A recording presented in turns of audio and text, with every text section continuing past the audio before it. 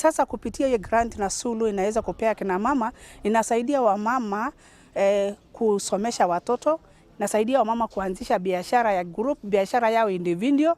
Hiyo inasaidia wamama kuinua au wenyewe kujisaidia kwa maisha na pia kuwa na sauti.